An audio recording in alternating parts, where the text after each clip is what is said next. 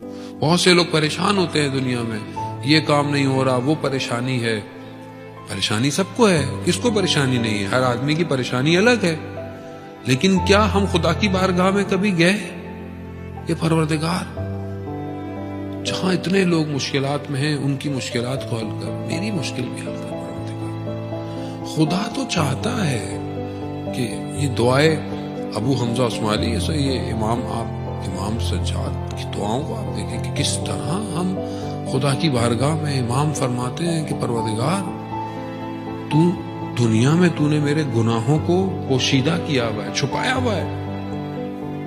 مجھے آخرت میں تیری ستاریت کی زیادہ ضرورت ہے،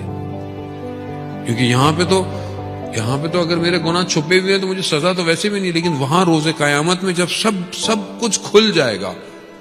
سب کو پتہ چل جائے گا، میرے ہاتھ خود بولیں گے، زبان خود